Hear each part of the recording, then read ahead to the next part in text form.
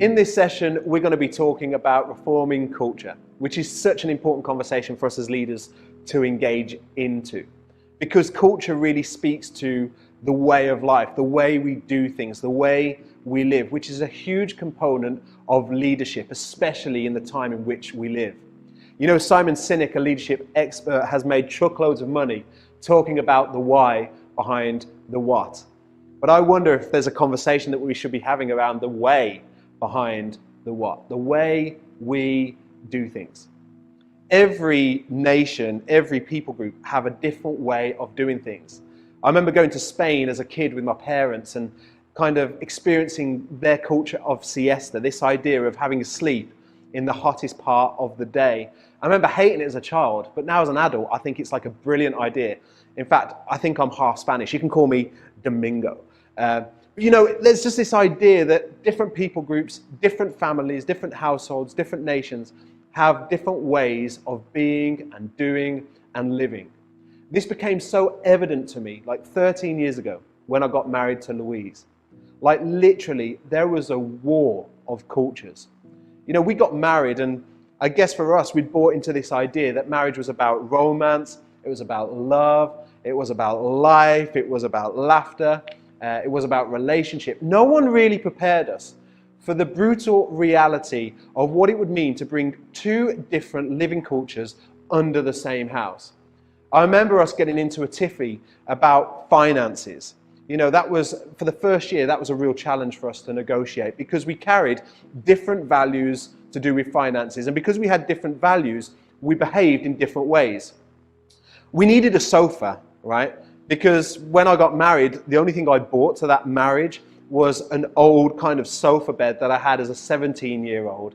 And I was just thinking, you know, as a married couple, we're now mature, we're now adults, we're doing adulty things like marriage. Surely as adults, we need a nice sofa to just demonstrate how mature we really are. Unfortunately, on a Sunday afternoon, I saw an advert from DFS saying that they had a sale lasting until noon on Monday. I was so pleased I saw it. I was like, oh, what are the chances? God, this must be a gift from heaven. Thank you for putting it on my radar. I could have missed it, but I saw it. I saw that DFS for the next 24 hours had a sale, like a flash sale. And I said to Louise, I was like, Louise, we can go there right now. We can go to DFS. And the great news is we don't even have to pay for it today. We can pay for it next year. So we can buy it now, we can have it now, but we can pay later. And I remember talking to Louise. She was just like Margaret Thatcher. She was not having any of it. She was like the Iron Lady. She was just like, no, we're not going to go and buy something that we can't afford to buy. So I asked her, I said, well, what do you propose as a means to get the sofa? And she was like, well, we save. I was like, what is this saving thing that you speak of? And apparently saving is this idea where you put money aside every month until you can afford the thing that you want to buy, which is just alien to the culture in which we live now in the West, isn't it? I want it, and I want it now. And I remember me and Louise having a massive falling out around our ethos and our behavior to do with finances. She saved really well, and I spent really well. But that was kind of a serious issue that we had to work through as a married couple because basically my behavior needed modifying. Let's just call it as it is. I needed to modify my behavior because her value and her behavior was healthier and more life-giving and ultimately more godly. But then there was the more superficial things of marriage, the more superficial things of life. For example, Christmas decorations. You know, Louise, her values was around this idea that you have a color scheme every year. And every Christmas decoration under the roof has to align to that color scheme. And I was like, what is this nonsense you're talking about? Louise's parents, on an annual basis, went to Austria or Switzerland, and they would go to these Christmas decoration shops, and they'd spend quite a lot of money on glass-blown snow globes. It was just a world apart from my culture of Christmas. You see, for me, decorations in our house growing up was what do Poundland and Wilkinson's have on sale right now? And so whereas Louise wanted very delicate ceramic glass blown in Norway kind of baubles, I wanted those kind of inflatable Santas that just frail their arms, you know, that kind of decorations that's littering hundreds and thousands of front yard council estate homes across the nation. And it was just this reality that there were so many things. I mean, these are just two examples, but there was hundreds of things where our cultures kind of collided. And this is why it matters, is because culture is an outworking of your values. And if we don't talk about this intentionally as leaders, ultimately what we can end up building can be a confusing mix of cultures that don't make sense and ultimately don't lead us to our preferred future. So actually, the way we do things really matters. Get your Bibles and open them to Acts 9 just for a moment. I want to just read about Saul. Now, I know you're watching this, you're a leader, so I'm not going to do a character profile on Saul. But Saul, who later became Paul, he carried certain values. And because of those values, he behaved in a certain way that was ultimately, to begin with, at odds with the kingdom of God and the church of Jesus Christ. And we see these two cultures hit the fan in Acts 9, verse 1. Listen to this. Meanwhile, Saul was uttering threats with every breath and was eager to kill the Lord's followers. Like Paul had such a set of values that it led him to behave in this way, that he wanted to eradicate the world of the church. Like, this isn't fun stuff. This isn't just nice reading. This is like Saul wanted to take people like me and you out of the equation. So he went to the high priest and he requested letters addressed to the synagogues in Damascus, asking for their cooperation in the arrest of, listen to this, any followers of the way he found there. Listen to that again. He wanted to arrest any of the followers of the way he found there. This is the first time in the scriptures we hear the church referred to as the way. I think that is so profound. Like this idea that if culture's synonym is this idea of the way of life, the way we do things around here, that the church was known for having such intentional values and behaviors that people just called them the way. I think it's almost like the church being called the culture, a culture that they were birthing that was at war with the culture and ethos of the world in which it ministered. Now, ultimately, we believe that they were called the way because of Jesus' admission in John 14, verse 6, where Jesus says these words, I am the way, the truth, and the life. And that's really important for us to understand, because even in just those first few words, I am the way, Jesus is taking this significant title for God out of the Old Testament of Yahweh, the great I am, and he's almost marrying it with this Roman philosophy, this way of life, this way we do things in the Roman Empire. And Jesus is ultimately saying, I am God, I am the way. I am the way of life. I am the way of being. Or if we were going to kind of apply that synonym, I am the culture. Jesus makes this bold claim, I am the way. Now the question we've got to ask ourselves is, if Jesus is the way, and the early church was known as the way, what does that mean for us right now? So Jesus claimed he was the way, but he also came to establish the way in which we should live. He came to establish a culture, or more accurately, he came to establish his kingdom. And his kingdom carried a culture, and it carries a culture with it. When Jesus taught his disciples to pray, he says, pray this, your kingdom come, your will be done on earth as it is in heaven. So the mandate of the kingdom is to reform the culture around us in the world into alignment with it. That's why in Matthew 16, when Jesus says, I will build my church, he metaphorically gives the keys of the kingdom to Peter, and by extension the church, and he says, listen, whatever you bind on earth will be bound in heaven, whatever you loose on earth will be loosed in heaven. In other words, the idea is this, is what we've got to do is we've got to see heaven as the pattern, and we've got to bring it to earth. We've got to demonstrate it. We've got to behave in alignment to the values of heaven. This is huge, because ultimately, if behaving is all about culture, the question I want to ask myself is, well, how do we get this way, the way that Jesus has birthed in our hearts when we gave our life to him, how do we get it out of us and into the world around us? And I think looking at the life of Saul is really helpful for this. So I'm no artist, I'm no Neil Buchanan, flashback to the 90s right there. This is Art Attack, right? Here is Saul. Saul, okay? In Acts 9, what we read is that Saul encounters Jesus. The response is this, is Saul came on the road to Damascus carrying a set of values and as a result a set of behaviors that was at odds with the Church of Jesus Christ and ultimately the kingdom of God. Jesus encounters him and says, look, why are you persecuting me? And in this moment, Saul gets this revelation that really changes the course and trajectory of his life. He gives his life to Jesus. Now, even the early church struggled with this conversion because from their memory, which wasn't that long, Saul was an absolute nightmare to the church. Like, you did not want to meet him. But now he was professing to be a Christian. So that the values and the culture of his world, of his heart, was so transformed that the people couldn't even process it and couldn't even believe it. But ultimately, we know that it was the real deal. Saul ultimately became Paul. And so we know that the culture that was born into his heart on the road to Damascus affected his home. It changed his values, it changed his practices, it changed his habits, it changed his world. But the culture shift didn't just kind of stop and find its outer limits at the home. It actually changed and transformed and reformed the culture of the church. We see this really clearly in like Acts 15 at the Council of Jerusalem and in Galatians 2, where up until this point, the early church didn't really know what it was doing with Gentile converts, but yet Saul, when he was called, knew that actually God was calling him specifically to become an apostle to the Gentile nations. And so he brought a new set of values and ultimately challenged the beliefs of the early church, brought a new set of values and by extension a new set of behaviors that informed the church's practice and the way it outworked ministry. So this moment on the road to Damascus, it changed his heart, which by extension then changed his home, which then by extension reformed and changed the culture of the church. And what's really cool is after we turn to Acts 19, check out what we read here in verse 8.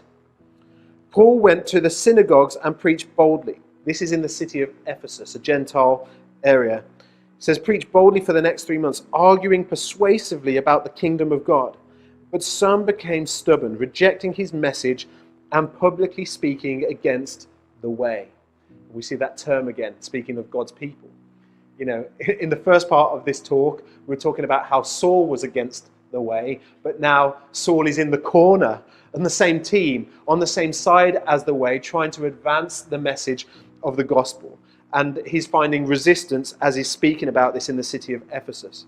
So we read that Paul left the synagogue and took the believers with him. Then he held daily discussions at the lecture hall of Tyrannus. This went on for the next 2 years, so that the people throughout the province of Asia, both Jews and Greeks, heard the word of the Lord. This is huge. What we see happening now is next level culture impact.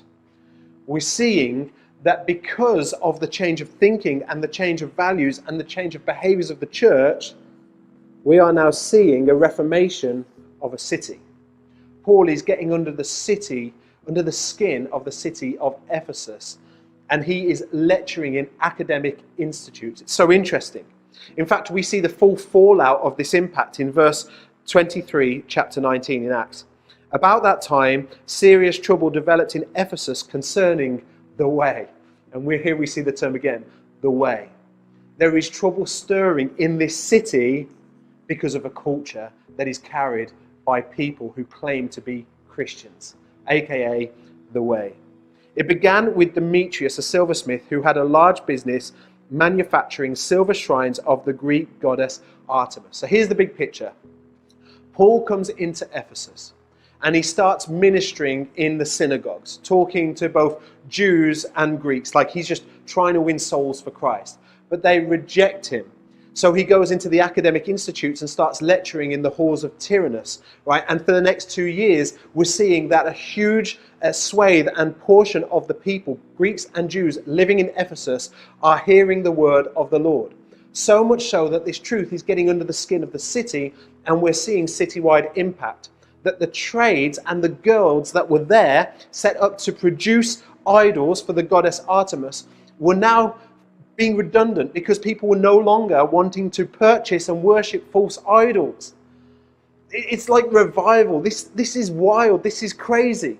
But ultimately, it's a reformation of culture. It's a change of behaviors, right? Now, my belief is this, is that ultimately the reason that we are here right now, watching this broadcast right now, is because the ministry of Paul impacted the nations. impacted the nations. But we need to look at this, because ultimately what we're talking about is the culture or the way of the kingdom finding its way out. And this is how it happened. Paul, his ministry, and the early church's ministry impacted the nations. Why? Because it first impacted the cities. Okay? It impacted the cities. But actually, before it impacted the cities, there was a reformation of culture in the churches.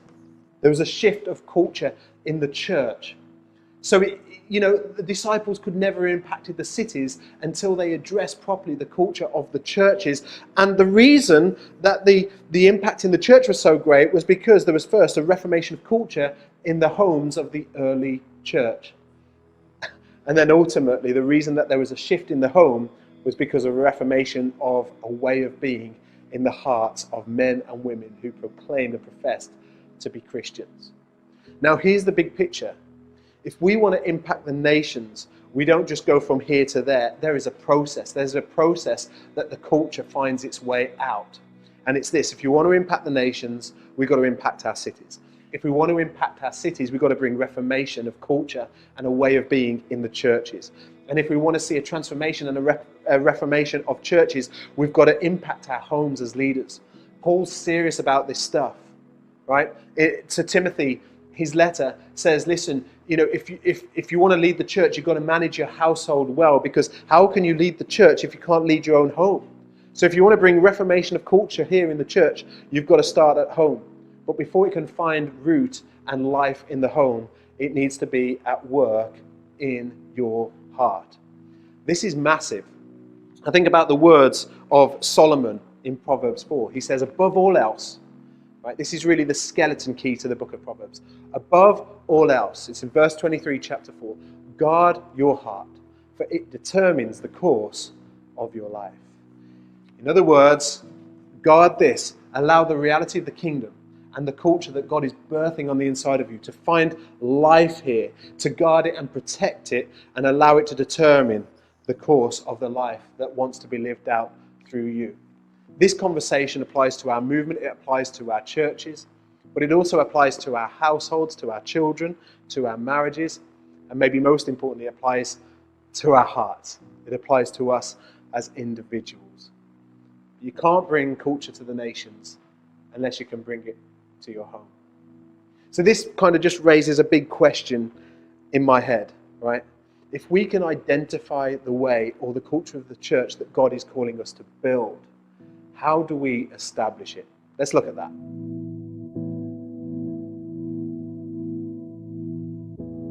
Now we're going to spend some time looking at the how behind the way. This is a critical area for consideration as leaders when we're talking about reforming culture. Because yes, there are generic high-level values that should be true across the church worldwide. And there should also be some really generic cultural principles across the church worldwide that inform our behaviors. But actually, depending on the calling God has given you, the vision that God has put in your heart, the values that drive you, and the context in which you minister, there should be unique values and unique culture points that are going to serve the God-preferred future in your heart. So right now, I want to give you 4 Ds that will help you with the how behind the way. The first D is this: we must determine the culture that is going to serve the vision that God has put in our hearts. This is a really important thing to consider. We've learnt this like so much at Sunny Hill, that if we want to see something materialize and be lived out in the behaviors of the people, we've got to be intentional about thinking about the values that drive us. So for example, if we think about the fact that as a church we want to champion and value the next generation, so we want to be a church that kind of draws kids and young people and keeps kids and young people, we've got to be intentional about our behavior as a church. This comes down to the details. What are the songs that we're going to sing? What is the way that we're going to sing the songs that we're going to sing? This is a hugely important kind of consideration. Now, by contrast, if you feel like your church or your mission is to reach older people, then that culture is going to look vastly different. It's something in the early church that they did brilliantly. You know, when you think about the early church, in one day after Peter's message, 3,000 people got saved. Amazing. In Acts 2, just incredible. And it's just amazing, because if 3,000 people got saved at our church on Sunday, our structures and our systems would just be really buckling under the strain and the pressure of all of these newbies rocking up. However, somehow, in this new institution known as the church, with just a few people, they're able to absorb these brand new Christians just like that. Why? Because the values were really obvious. Think about it like this, right? In Acts 2, verse 41 to 42, this is what we read. Those who believed what Peter said were baptized and added to the church that day, about 3,000 in all. All the believers devoted themselves to the apostles' teaching and to fellowship and to sharing in meals and to prayer. So straight away, 3,000 people get saved, and there are 4 governing values that are really determining the behaviors of the people. 3,000 people get saved, and the strength of the values of the early church was so significant that these 3,000 people just devoted themselves to the way. Hence why the church is probably called the way, because when they came in, they knew the way of life. They knew the rhythm of church, of mission, of ministry. And then if you read just a little bit further on, we see the cultural outworkings of those 4 values. We read that this community was a miracle working community, that they were in awe. We read that they were a generous community. They gave all that they had. We read that they were a joyful community. I mean, it's just incredible when you think about it, that this early church was able to not just draw 3,000 people, but contain 3,000 people. And as you read on through Acts, you see that this kind of church growth trajectory doesn't let up. It just goes from crazy to even crazier. Now, when we think about that idea that we have to determine the culture, the next thing is, well, after we've determined the culture, what do we need to do? Well, as leaders, we have to be serious about demonstrating culture.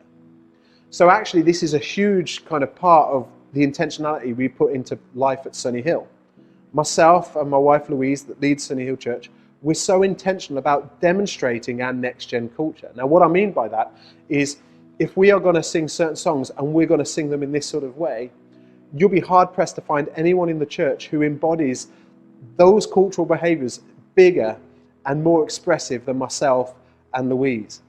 And it's not so much to do with our personalities, it's about this idea that actually we think this is a really important component to our vision, and it's integral to who God is calling us to be. So as leaders, we're going to take responsibility to model it. We're going to take responsibility to demonstrate it.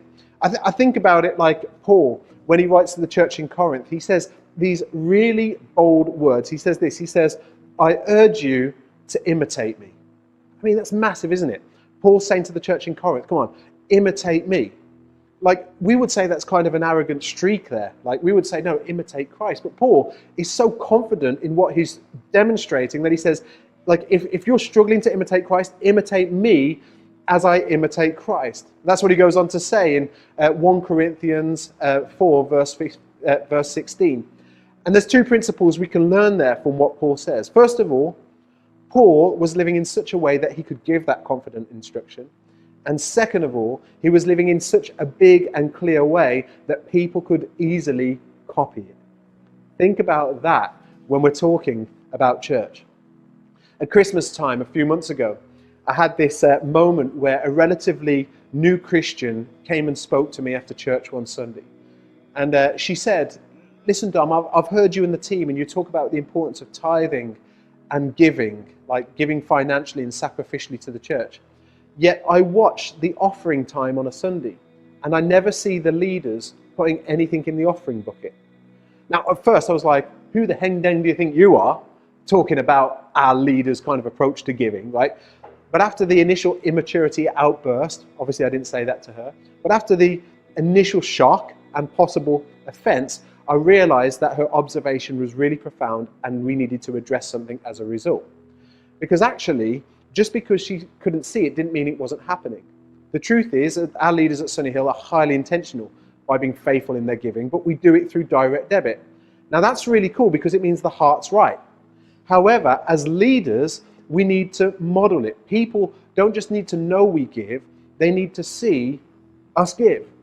And so the next Wednesday, having reflected on this, when I was at a team meeting, I said, hey guys, I was like, I know this sounds like crazy, but is it possible that on a Sunday, as well as your direct debit, you could start to put maybe £5 or £10 in an envelope and put it in the offering, because actually new Christians aren't seeing us give. And I know we give, but actually it needs to be more visible. People need to see it, because if we're going to preach it, they need to see it. Now, this is a huge, huge thought for us to think about, because if we're honest as leaders, and I don't know whether you will be honest in this, but if you think about it, most of us want to go to a church that embodies behaviors that we're not embodying ourselves.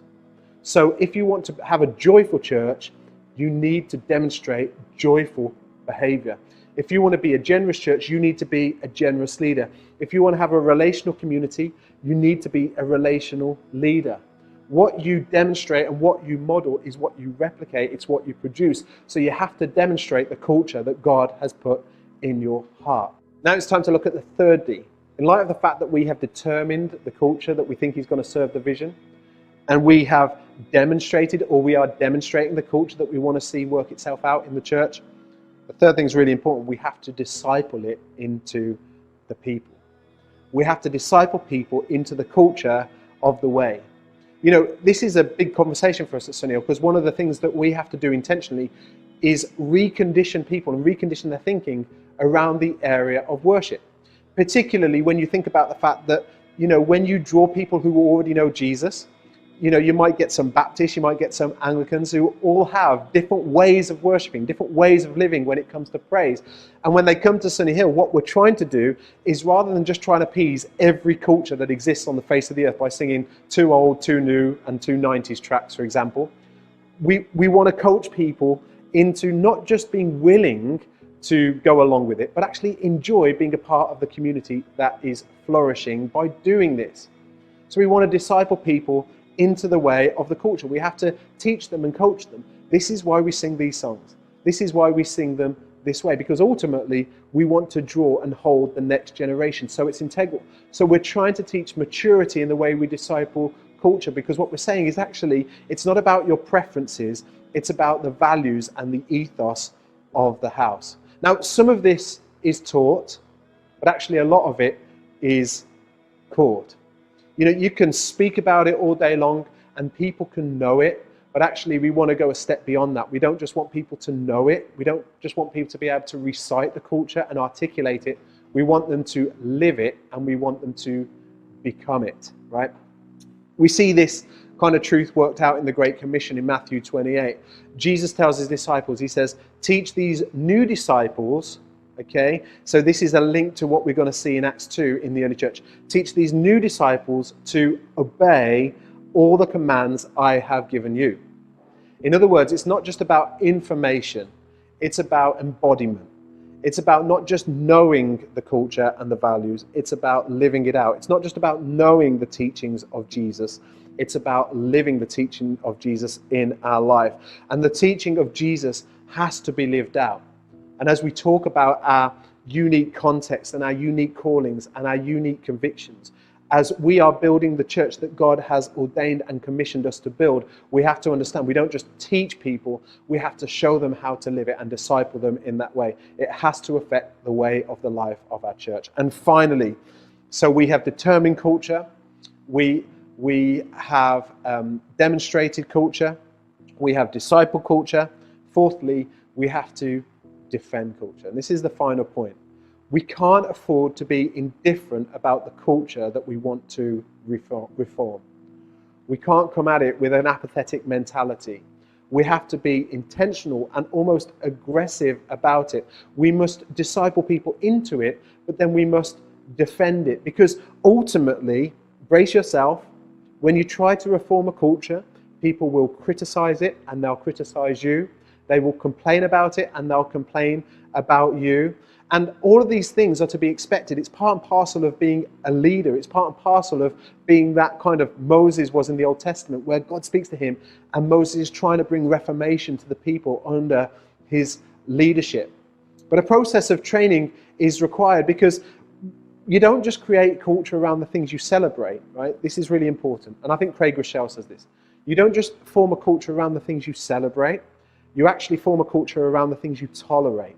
So when you don't challenge behavior and culture that is at odds with the culture that you're trying to work out in order to glorify God and build the church and extend the kingdom, it has to be challenged. So defending the culture isn't about being defensive about it. Like, hey Dom, why does Sunny Hill sing loud music? It's not like going, no, because it's the best, so shut up, right? Because it's the best ever, la la la la la. It's not like that. It's about saying it's just who we are. So that ultimately, when we see something we're not, we can identify it and call it out. More often than not, this is not so much played out in terms of preferences, it's played out in terms of attitudes. I remember speaking at a church a few years ago, and I was away from home, and I went with a friend from church to preach, and everything was going fine. The worship team was practicing, but then this woman rocked up with a flute, right? It's always the flutist, isn't it? Always the flutist, right? She rocked up with a flute, and I think she thought she was like the Bono of flute playing, right? I think she thought she was like God's gift to the fluting world. That she didn't just bring her flute, she brought a bag full of sass with her, okay? And the attitude she brought was toxic. Up until her arrival, the worship team were kind of in unity. They were enjoying kind of the practice together in preparation for the Sunday service. But then she came and she brought a vibe and a dynamic, almost like a Diana Ross diva mentality that meant like, I don't like that, can we change this, right? So much so that even the pastor was subjugated and submitting to the spirit and the culture she was bringing. Like ultimately, he wasn't the leader, she was the leader, right? She was leading with that flute. I took the leader aside before I preached because I thought, I need to challenge this because this is crazy. And I said, hey dude, I was like, man, you need to call that out. You need to challenge that. You need to stop that. And his response is this, oh, this is just the way she is. My kind of gut is, well, it's not good enough. Like, of course, I'm not saying that people can't have bad days and can't have rough weekends. I'm not saying that. But as soon as you start to justify and tolerate wrong behaviors and wrong thinking, especially stuff that conflicts with the culture that you're wanting to bring as a leader, you cannot afford to tolerate. You've got to say, hey, stop this or leave. It really is that brutal. The ideal is that you reform the person's culture by training and discipling them, but sometimes you've just got to acknowledge the fact that some people aren't going to like it here. Some people aren't going to like the way of doing things here, and that's okay. So these 4 Ds are absolutely paramount to the life and vitality within our churches, and it's on us as leaders to bring it into being. We must determine the culture, we must demonstrate the culture, we must disciple the culture into our people, and we must defend our culture. It's our way of life. It's so important. But this is the good thing. It's the role of leaders. You can do this. I can do this. Just like the early church worked out their behaviors in accordance to their values, we can do this. If we don't do this, then this is what happens, is 5 years down the road, we look exactly the same, only we are slightly more unhealthy than we are now. And who wants that kind of future? Not me, and I'm sure you don't either. So for the sake of our movement, for the sake of our churches, for the sake of our homes, and for the sake of ourselves, it's time to do some culture reformation in our world. Come on guys, let's do this.